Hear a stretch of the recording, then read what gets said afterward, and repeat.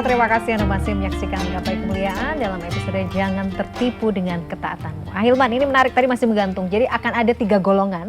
Yang pertama kali akan mencicipi api neraka sesuai dengan hadis dari baginda Rasulullah. Siapakah 3 golongan ini, Ahilman? Baik, ada 3 golongan yang akan pertama kali mencicipi api neraka. Nyicip itu kan gak banyak. Gak banyak. Tapi mau gak? Tapi ya jangan terima juga kasih, kan. gak usah, gak mau, boleh gak ya Allah? Siapa yang pertama, orang yang akan pertama kali mencicipi api neraka adalah alim atau qari. Orang yang berilmu dan orang yang pandai membaca Al-Quran dengan baik. Satu kali ketika nanti dia kembali kepada Allah, maka dia akan ditanya sama Allah. Ketika di dunia, aku titipkan ilmu kepadamu, wahai ulama, wahai ustadz, wahai guru. Aku titipkan suara yang bagus kepadamu, wahai qari, pembaca Al-Quran. Apa yang kamu lakukan dengan ilmu itu? Maka dia menjawab, aku berdakwah ya Allah. Aku mengajar ya Allah. Aku menyampaikan ilmu ya Allah. Apa niatmu? Dia menjawab, ya Allah, aku niat berdakwah agar orang taat kepadamu, agar orang menjadi lebih baik hidupnya. Aku baca Quran agar orang tersentuh dengan bacaan Quranku, agar orang semua jadi baik semua. Apa kata Allah? Kadzabta, engkau bohong.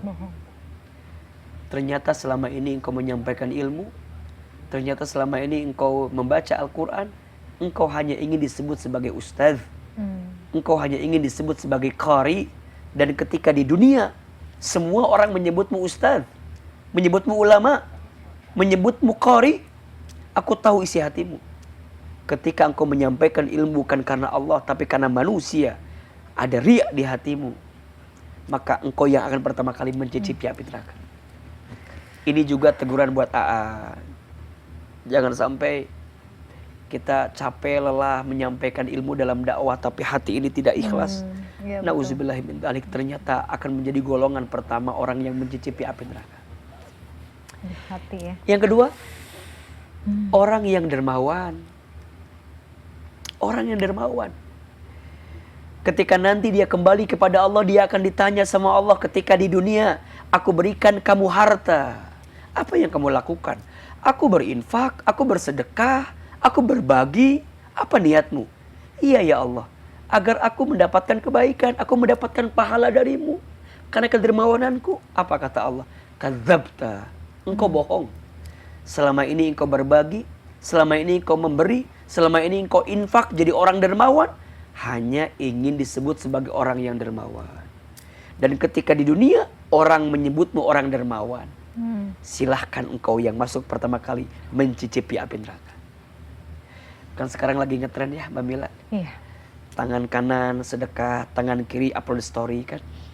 Padahal kita dianjurkan ketika tangan kanan bersedekah, tangan kiri tidak tahu kalau tangan kanan ini bersedekah. Allahu Akbar. Itu sebenarnya bagian dari menjaga ya, menjaga hati, niat, menjaga hati. Dan yang ketiga, orang yang pertama kali mencicipi api neraka adalah al-abid, orang yang ahli ibadah. Ketika nanti dia kembali kepada Allah, dia ditanya, selama di dunia engkau berikan aku sehat, engkau diberikan oleh aku, kata Allah, kebaikan, badanmu sehat semua. Apa yang kamu lakukan? Aku ibadah ya Allah, aku sholat, aku puasa, dan seterusnya. Apa niatmu? Iya ya Allah, agar aku menunaikan perintahmu, taat kepadamu, dan seterusnya. Kata Allah, kadzabta. Selama ini kau ibadah hanya ingin disebut sebagai ahli ibadah. Selama ini kau beramal soleh hanya ingin disebut sebagai orang soleh. Dan ketika di dunia semua orang memanggilmu orang yang soleh. Silahkan kau pertama kali mencicipi api neraka. Aduh. Orang yang berilmu, orang yang dermawan, orang yang ahli ibadah. Yang di belakang bicara, mendingan gua dong. Ilmu enggak, biasa aja. Harta, punya duit buat biasa. juga enggak, biasa. Ibadah juga biasa aja. Bukan gitu. Kalau ada statement begitu gimana? Ya bisa begitu juga ya. Itu salah tafsir. Maksudnya apa? Orang berilmu pun, orang yang dermawan pun, orang yang ahli ibadah pun, ketika hatinya masih diisi dengan riya, hilang ikhlas, ternyata tidak mendapatkan kebaikan. Justru pertama kali orang yang mencicipi api neraka. Maksudnya orang yang sudah begitu saja belum menjamin Belum tentu. amalnya diterima. Apalagi enggak. Apalagi yang tidak Betul, berilmu, betul. yang tidak dermawan, tidak ahli ibadah. Masih aja pakai ada ria juga Masih ada gitu ria kan, juga. ya Allah. Dan ngerasa bangga gitu. Iya, ngerasa bangga, betul. Mendingan saya nggak berilmu, mendingan saya nggak sedekah. Salah, itu salah ya. Itu semakin kaprah. salah. Maka Oke, betul. notes-nya adalah pentingnya membersihkan hati Hati. dalam setiap amal agar tidak tertipu dengan ketaatan. Nah, kadang-kadang kita juga merasa gini gak sih? Kalau ada kemudian orang yang merasa lebih baik dari orang lain. Sudah misalnya menjudge, kamu sih kurang ibadah, kamu sih begini, aduh kamu tuh maksiat terus bla bla bla bla bla. Kadang-kadang kita juga ngerasa, apa jangan-jangan justru orang ini ya, Iya. yang juga, kan orang ini tuh sebenarnya rajin ibadah, tapi kok begitu mudahnya lisannya enteng menjudge saudaranya sama muslim Iya, gitu. iya, iya. Iya. Tanda-tanda juga kan Hati-hati dengan bumbu-bumbu dunia yang akan merusak hatimu. sebenarnya. Orang tuh sombong karena harta, Iya. karena ilmu, karena pangkat jabatan, karena kedudukan. Orang bisa sombong. Ada ujub. Ujub itu membanggakan diri. Sombong itu batolul haq wa gumtun nas, menolak kebenaran, merendahkan manusia. Menolak kebenaran. Maka ketika dia ujub, bangga diri, dia merendahkan manusia yang lain, berarti ujub dan sombong. Bukankah iblis itu pintar? Tapi ternyata iblis tidak Allah masukkan ke dalam surga. Kenapa? Karena masih ada. Bukan masih ada, memang punya sifat kesombongan. Maka jangan sampai kita dengan ilmu yang Allah titipkan kepada kita menjadikan kita keras hati. Bahkan menjadikan kita sombong. Kalimat ana khairun minhu, aku lebih baik daripadanya. Ana khairun minka, aku lebih baik daripadamu. Itu harus dihilangkan. Karena barangkali hati yang seperti itulah hati yang tidak diisi dengan kelembutan ilmu dalam dirinya. Ilmu itu kan disimpannya di hati. Yang dengan ilmu itu justru harusnya melembutkan hati, bukan mengeraskan hati kita. Ketika kita ada secercah kesombongan, mohon maaf, barang siapa yang ada kesombongan, walaupun sebesar bidhi dzarrah, maka orang tersebut tidak akan pernah mencium wanginya surga. Jangankan masuk surga, mencium pun juga tidak boleh. Maka jangan pernah merasa pintar, harusnya pintar merasa. Banyak orang yang merasa pintar tapi tidak pintar merasa. Jangan merasa soleh, harusnya merasa salah. Karena merasa soleh itu salah, dan merasa salah itu soleh. Justru orang semakin banyak ilmunya, makin dalam samudera lautan ilmunya, makin dia merasa bodoh dirinya. Karena begitu luaslah samudera ilmu yang Allah miliki dalam dirinya. Sampai kemudian dia menjadikan orang yang paling lembut. Maka ada istilah ilmu padi abangku, ya, ilmu padi rendah hati, tapi tetap menyala kan gitu. Itu menunjukkan bahwa pentingnya kerendahan hati. Rendahkanlah hatimu serendah-rendahnya, sampai tidak ada lagi orang yang bisa merendahkanmu. Karena ada kerendahan hati dalam dirimu. Oke, jadi kita merasa kurang, kita merasa Harus, salah. harus. Ya, kita pintar merasa tadi ya, Iya. ya, harus kita pelihara justru ya. Nanti kita bahas lagi Baik. ya. Kita jeda dulu, pemirsa jangan kemana-mana. Gapai Kemuliaan masih akan kembali saat lagi.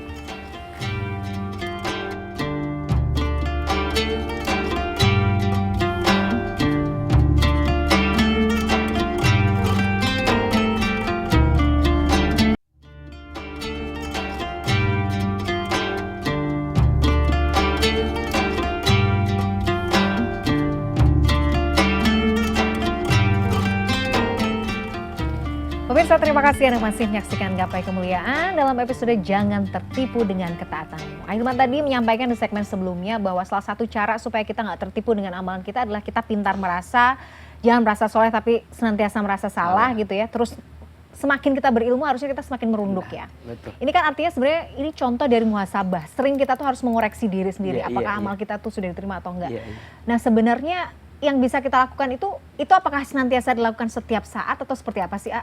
Iya. Kapan kita bisa melakukan muhasabah itu? Iya, muhasabah itu harus dilakukan setiap saat, setiap waktu. Perintah Allah kepada kita sebagai orang beriman adalah bertakwa kepada Allah dan juga melihat serta memperhatikan apa yang telah kita lakukan kemarin sebagai bentuk perbaikan di waktu yang akan datang. Jadi sebenarnya yang namanya muhasabah itu nggak harus nunggu akhir tahun. Justru muhasabah itu ya sebelum kita tidur. Kita muhasabah hari ini ngapain aja ya, lebih banyak pahala atau dosa gitu. Bahkan ada cerita Imam Syafi'i itu punya kebiasaan tuh, jadi beliau tuh kan punya pakai jubah nih, terus dia ada sakunya kiri Iya, kanan gitu. gampang. Nah, jadi kalau dia berbuat baik, batunya Wah, batu masukin ke itu kanan.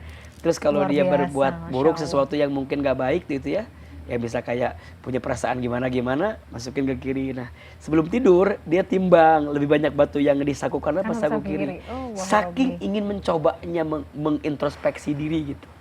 Itu sekelas Imam Syafi'i ya. Itu sekelas Yang kita imam juga besar. percayalah beliau, Masya Allah gitu kan. Pasti akan jaga ya. Pasti saku kanannya lebih banyak lah. Nah, kalau kita begitu batunya. kita jalannya ke kiri terus. Kita jaga Allah Nah, ya ini Allah. menggambarkan bahwa pentingnya introspeksi diri. Hati-hati. Orang yang sering introspeksi diri cenderung tidak akan sibuk melihat kesalahan orang lain. Karena waktunya habis buat melihat aib dirinya sendiri. Berarti kalau ada orang yang sibuk dengan aib orang lain, hakikatnya orang itu adalah orang yang tidak pernah bermuhasabah diri dengan dirinya. Sehingga melihat orang itu jelek, orang itu buruk, dan dia lupa melihat keburukan dalam dirinya. Sehingga dia lagi-lagi tertipu dengan ketaatannya kepada Allah Subhanahu wa Ta'ala. Jadi itu salah satu ya, sekelas Imam Syafi'i aja ya. Jadi kayaknya kita mungkin perlu ya setiap hari itu tadi ya, mau tidur gitu ya sambil mengingat. Iya. Itu kan sebenarnya bagian dari ibadah sebenarnya. Harus. Gitu. Dan itu perintah Allah kan. Oh. Wal tanzur nafsum ma qaddamat lighad, kan itu perintahnya. Dan perhatikanlah apa yang kamu lakukan kemarin untuk hari esok. Kan hari esok tuh maknanya banyak kan. Iya. Ya hari esok itu maksudnya hari setelah dunia ini. Ada juga hari esok berarti besok. Makanya setiap malam tuh biasakan tuh. Jangan Hari tidur ini. dulu kecuali ambil air wudhu. Iya, betul. Kemudian sholat 2 rakaat atau mau sholat witir duluan juga boleh. Nah, sebelum tidur kita merenungi apa yang pernah kita lakukan. Betul. Minta ampun, istighfar sama Allah berkali-kali. Kalau punya salah sama manusia, minta maaf gitu. Kalau ada orang yang nyakitin kita, belajar maafin gitu. Jadi sebelum tidur tuh kita bermuhasabah. Aduh. Kalau itu jadi kebiasaan. Karena Masya hakikatnya Allah kan sih. tidur tuh mati. Iya. Mati sesaat. Iya. Sampai Allah bangunkan kembali ketika bangun kita di pagi hari gitu. Tapi sebenarnya berarti, tapi di sisi lain itu tadi ya, kita itu boleh juga nggak, bukan pede ya, tapi kita tetap berharap ya Allah, apa yang sudah aku lakukan ini kan karena Engkau ya. Iya. Harapannya itu, ya aku berharap ibadah ini memang sampai kepada Iya. Engkau dan Engkau membalas ya Iya. Allah. Gitu. Iya, jawabannya boleh. Makanya ada 2 sifat yang harus kita miliki dalam hidup. Ada 2 karakter. Dua karakter. Ada 2 sikap. 1 namanya roja, Roja. 2 namanya khauf. Roja itu artinya berharap kepada Allah. Berharap tadi tuh. Berharap pahalanya, berharap rahmatnya, berharap ampunannya, berharap kasih sayangnya, berharap inayahnya, berharap taufik hidayahnya, berharap surganya. Itu roja. Nah, tapi dalam roja harus ada khauf. Iya. Harus ada rasa takut. Takut Allah nggak nerima amal saya gitu. Takut Allah itu tidak menjadikan amal ini sebagai pahala terbaik buat saya. Ya Allah, takut saya ada riyanya, takut saya ada sum'ahnya. Saya juga takut dengan nerakanya. Jadi dalam roja ada khaufnya, dalam khauf ada rojanya. Dalam harap ada takutnya, dalam takut ada harapannya. Oke. Oh, jadi itu ibarat sayap tuh Sayap. ya. Jadi harus dua-duanya Harus mengepak. dua-duanya, harus Gak bisa dua-duanya. tuh yang takutnya lebih menonjol. Nah itu tuh jangan sampai. Maka itu malah- takutnya yang menonjol nanti diimbangi dengan harapnya yang juga menonjol gitu. Jadi oke, kita takut dengan gak diterimanya amal. Tapi kan Allah Maha Rahman, Iya. Allah Maha Rahim, Allah Maha Penyayang kok sama aku gitu. Jadi sehingga kita akan berimbang dalam beramal dan kita juga akan tetap optimis dengan apa yang kita hadirkan. Masya Allah. Gitu. Jadi benar-benar hati-hati ya. Kembali lagi pada prinsip bahwa soal jangan kemudian bangga dengan ketaatan kita itu kan soal hati ya. Iya. Jadi memang kuncinya di hati. Kita tuh harus sering-sering bersihin hati berarti Iya. kan. Sering-sering zikir, sering-sering ya memupuk hati supaya subur kan Mak, Betul, gitu. betul. Iya kan hakikatnya kita ini kan ruhnya, hatinya. Nanti kita mati jasadnya kan dikubur. Yang kembali ke Allah kan isinya. Hatinya. Maka jangan sibuk mempoles fisikmu tapi lupa mempoles hatimu. Karena ternyata ini kan casing doang nih semuanya. Ini casing gitu. Yang kelihatannya casing gitu. Tapi kan yang Allah akan lihat adalah isi hatinya. Innallaha la yanzuru ila ajsamikum wala suwarikum walakinnallaha yanzuru ila qulubikum wa amalikum. Sesungguhnya Allah tidak melihat Hmm. penampilanmu, kemudian jasadmu, tubuhmu, la la la. Akan tetapi yang Allah lihat apa? Isi hatimu dan amal-amal. Oke, berarti ini artinya kadang gini, kadang kita tuh kalau suka melihat orang yang mungkin dalam kacamata manusia tuh soleh gitu kan, kadang kita punya pandangan yang, Masya Allah ya ini soleh banget gitu. Berarti jangan juga bermudah-mudahan juga nggak sih, Jangan. gitu, untuk melihat seseorang itu dari kacamata yang, Ya. kacamata kita gitu, kasat mata. Jangan mudah menjudge dan menghakimi serta menilai manusia dengan tampilan luarnya. Don't judge the book by its cover.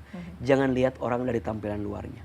Ada seseorang yang kelihatannya ahli surga, beramal surga, tapi ternyata mohon maaf, Allah masukkan dia ke dalam api neraka. Kenapa? Karena saat dia beramal seakan-akan ingin mendapatkan surga, tapi di hatinya bukan Allah yang hadir. Tapi pujian manusia, ingin dipandang, ingin disanjung. Ternyata itu yang membuat dia terpleset sehingga tidak mendapatkan pahala terbaik di sisi Allah. Dan juga jangan menghakimi orang yang kelihatannya ahli neraka. Orang yang berbuat keburukan seakan-akan dia ahli neraka. Jangan menghina dia. Kita tidak pernah tahu. Barangkali di balik hinanya dia ada sholat 2 rakaat setiap malam yang dia dirikan. Di balik hinanya dia ada hati yang bersih yang tidak pernah berprasangka buruk kepada orang lain. Boleh jadi itu yang membuat Allah membuka pintu surganya untuk orang yang punya hati yang lapang itu. Bukankah pemirsa pernah dengar kisah seorang perempuan, mohon maaf, perempuan itu pekerjaannya mohon maaf tidak baik, hina, dina. Tapi ternyata karena dengan izin Allah perempuan itu memberikan minum kepada seekor anjing di akhir hayatnya.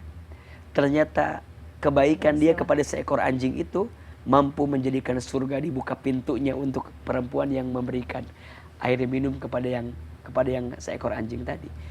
Maka dalam hidup mah kita hanya sibuk aja dengan penilaian Allah. Dan itu bisa dilihat dari mana? Dari hati. Maka jangan sibuk dengan teko tapi lupa dengan isi tekonya. Karena isi teko itu pasti teko itu mengeluarkan isi tekonya. Kalau isinya kopi pasti yang keluar kopi, kalau isinya teh pasti yang keluar teh. Kita banyak mendandani tekonya tapi lupa mempersiapkan isi tekonya dengan baik. Kita nih semuanya dikasih ya make up, dikasih semuanya kelihatan. Ini kan casing, rapi, ini peci, wah casing gitu. Seolah-olah kan maksudnya ya itu tadi soleh apa gitu-gitu. Ya kita juga jangan begitu ya, jangan. Ya tapi kan jangan merasa gitu loh. Kita berusaha dengan penampilan seperti ini biar kita terjaga gitu. Tapi juga jangan kemudian seolah-olah merasa itu tadi lebih baik dari orang lain. Jadi pada akhirnya jangan merendahkan orang lain, jangan menghina orang lain. Boleh jadi orang yang kamu hina itu lebih mulia di hadapan Allah.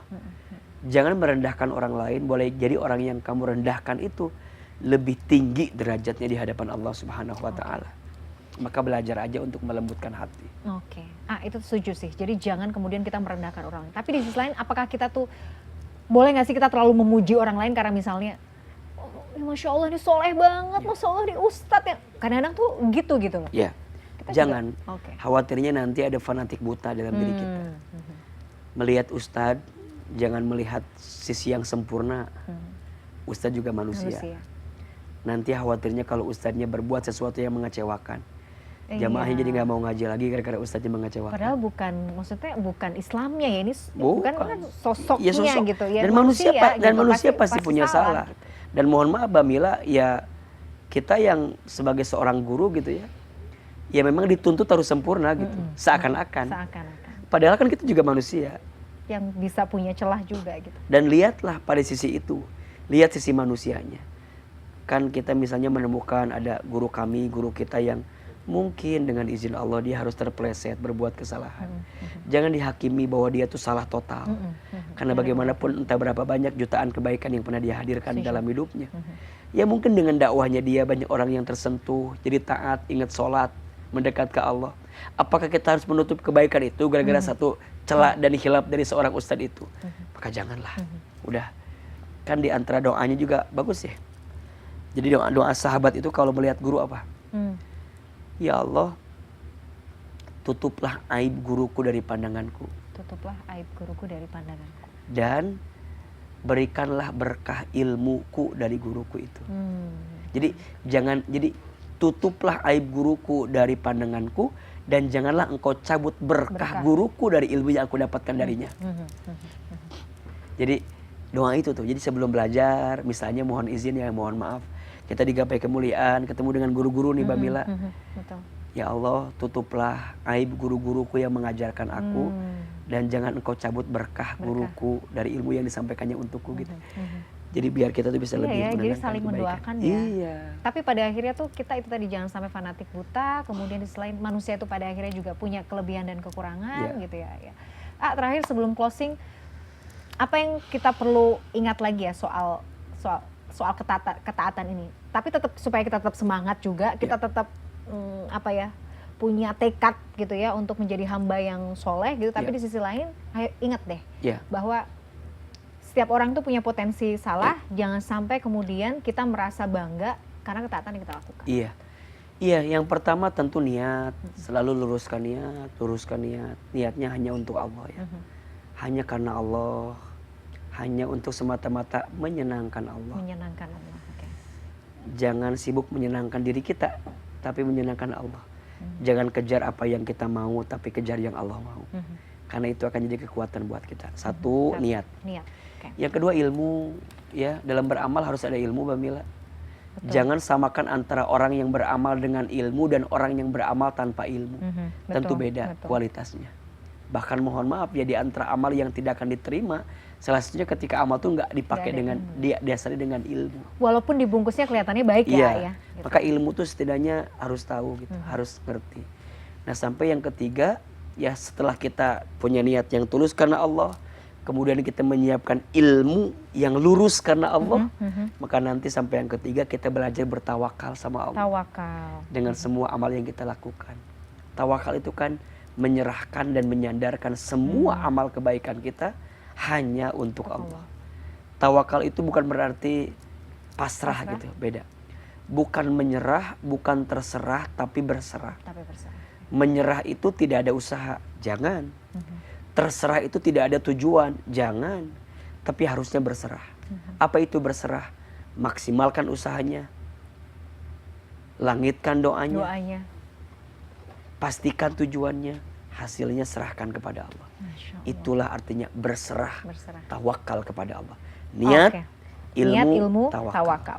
Jadi salah satu yang bisa menjaga kita dalam koridor supaya kita tidak tertipu dengan amalan kita tiga tadi ya. Niatnya harus terus diperbarui. Niatnya juga karena Allah Ta'ala. Kemudian yang kedua adalah ilmu. Tambahin terus ilmunya. Supaya tadi niatnya sudah bagus, ilmunya juga sudah bagus. Dan terakhir tawakal. Serahkan kepada Allah. Serahkan sama Allah. Karena Allah itu pasti akan melihat proses kan, akan melihat niat kan. Jadi insya Allah kalau kita udah berusaha berikhtiar, niatnya diperbagus, ilmunya kemudian selalu ditambah, Allah juga pasti akan melihat kan. Betul, maka dalam berbuat baik, jangan banyak protes. Karena kebaikan itu berproses dan berprogres. Jalani sampai beres, insya Allah sukses. Amin ya Rabbal Alamin. Jadi jangan banyak protes nih, yang paling saya garis bawahi. Jangan banyak protes, kok gini sih, enggak, itu harus dijalani terus. Masya Allah, Hilman terima kasih sekali ilmunya hari ini, luar biasa, sehat selalu. Jadi bisa senantiasa berbagi ilmu dengan kami semua di sini, pemirsa. Tidak terasa usai sudah perjumpaan kita dalam program Gapai Kemuliaan hari ini. Semoga kajian hari ini membawa manfaat, kebaikan, dan Allah Azza wa Jalla senantiasa mudahkan kita semua untuk bersemangat menurut ilmu agama. Amin ya Rabbal Alamin. Terima kasih atas perhatian Anda. Saya Meladia Rahma dan juga Ustadz Hilman Fauzi undur diri. Insya Allah kita akan jumpa lagi pada episode yang akan datang. Subhanakallahumma wa bihamdika asyhadu an la ilaha illa anta astaghfiruka wa atubu ilaik. Wassalamualaikum warahmatullahi wabarakatuh. Terima kasih.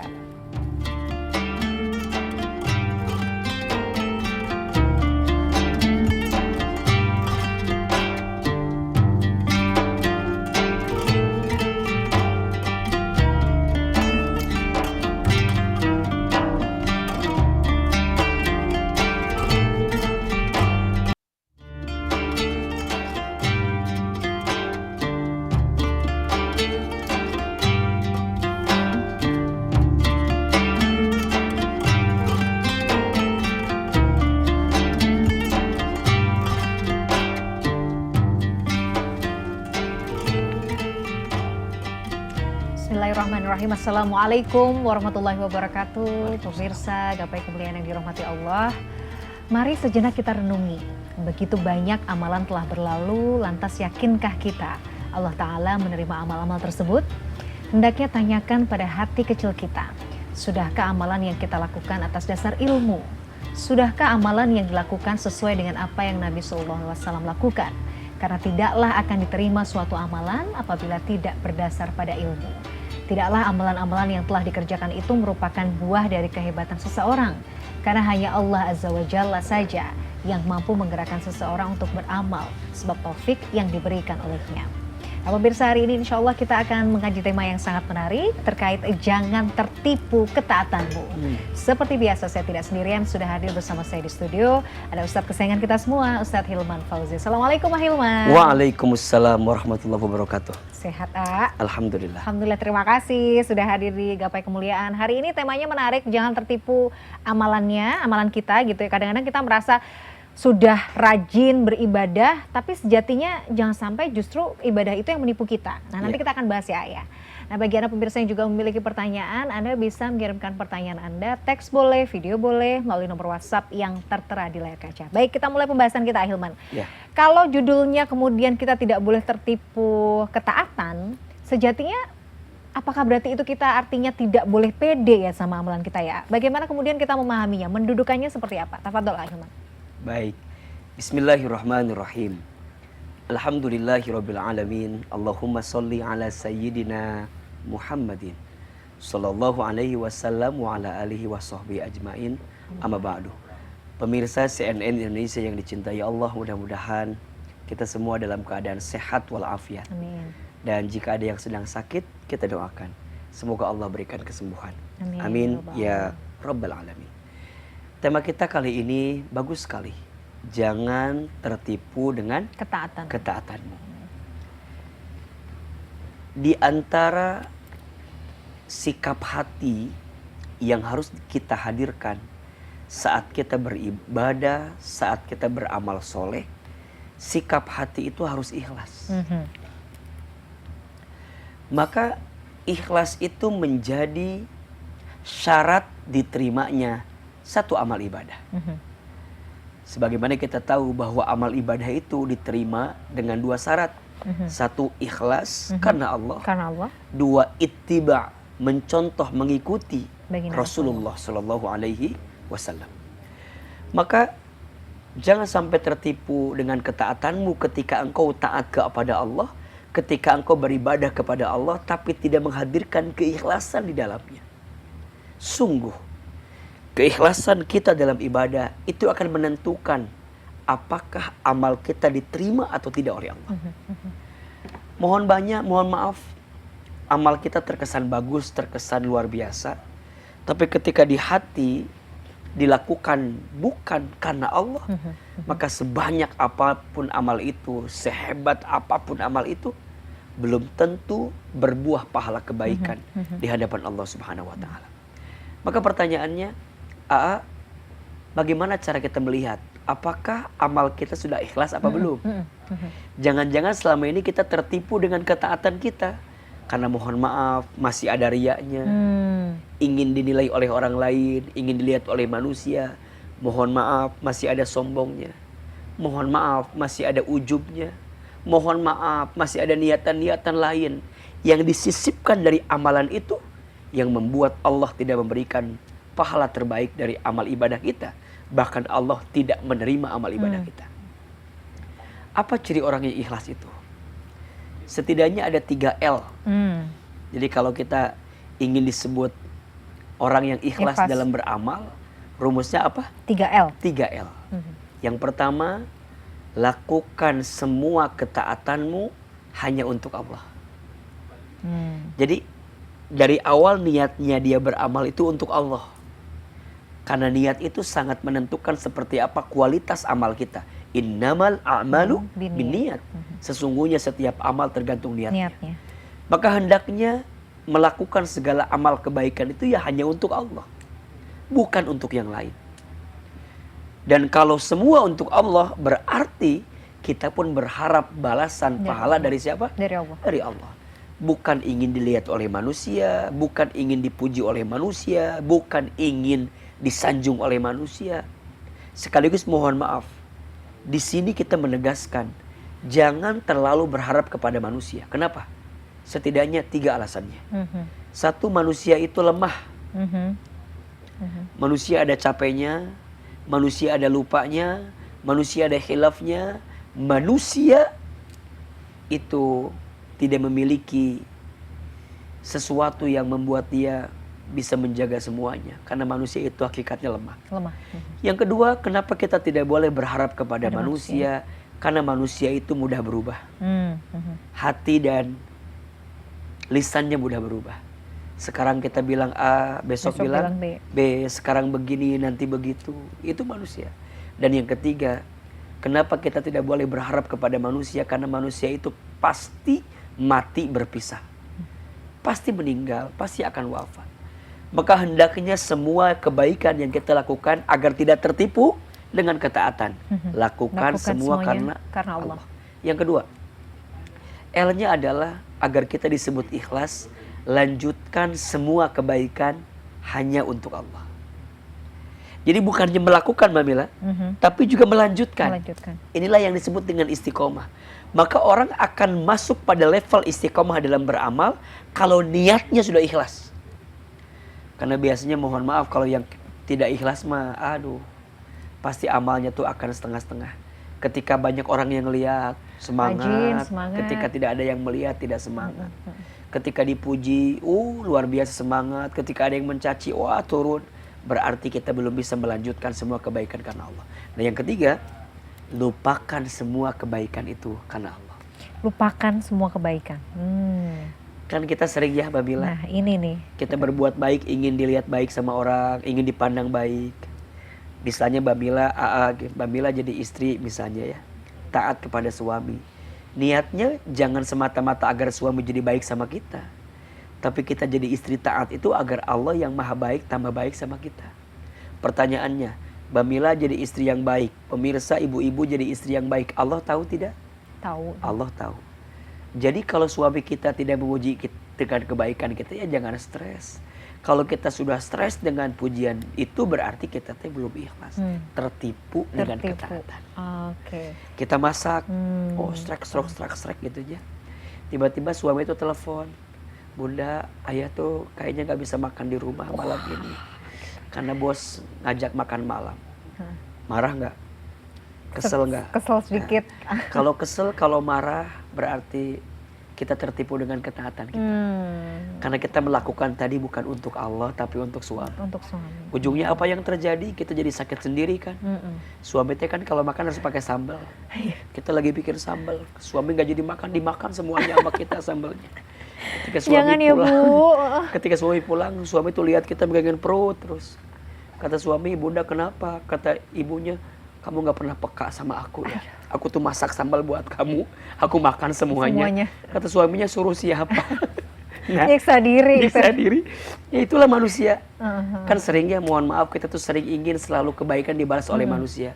Padahal manusia kadang-kadang mohon maaf. Kadang susah membalas kebaikan itu. Ibu-ibu kan suka gitu sama anak-anak. Nah, kamu teh lihat mama. Kata anaknya, udah dilihat mah. Katanya, mama teh capek ngurus kamu, ngandung kamu, besarin kamu. Kata anaknya, suruh siapa mah? Saya nggak minta. Jadi ujungnya banyak percakapan kita yang seakan-akan kita menuntut balasan dari manusia, tapi menipu ketaatan kita kepada Allah Subhanahu Wa Taala. Jadi 3L, lakukan semua kebaikan hanya untuk Allah, lanjutkan semua kebaikan hanya untuk Allah, dan lupakan semua kebaikan kita hanya untuk Allah. Jadi lupakan semua kebaikan ini hanya untuk Allah. Jadi artinya bukan kita tuh, tapi kita boleh berharap ya. Boleh. Tapi memang berharapnya sama Allah ya, bukan sama si orang ini yang udah kita baik-baikin. Makanya, ini ya. Gitu. Ikhlas itu kan ada 3 tingkatan. Iya. Yang pertama, orang tuh disebut ikhlas ketika dia beramal, berharap pahala Allah. Itu ikhlas, Mbak. Jadi berharap surganya, berharap rahmatnya, itu ikhlas. Karena itu juga datang dari siapa? Dari Allah. Yang kedua, orang beramal karena takut siksanya Allah. Itu juga ikhlas. Tapi ada level ikhlas yang luar biasa. Saat dia beramal, udah gak mikir lagi pahala, udah gak mikir lagi siksa. Yang dia tahu ini perintah Allah, maka aku lakukan. Maka pentingnya punya hati yang ikhlas dan menjauhkan hati dari riya, dari sum'ah, dari pandangan-pandangan yang merusak keikhlasan kita. Bahkan mohon maaf, nanti saya cerita ya, ada satu hadis yang Mungkin pemirsa juga pernah dengar.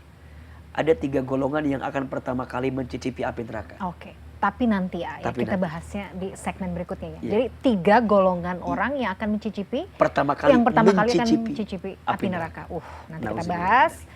Nauzubillah min dzalik. Tapi kita harus jeda dulu, pemirsa jangan kemana-mana. Gapai kemuliaan masih akan kembali saat lagi. Tetaplah bersama kami.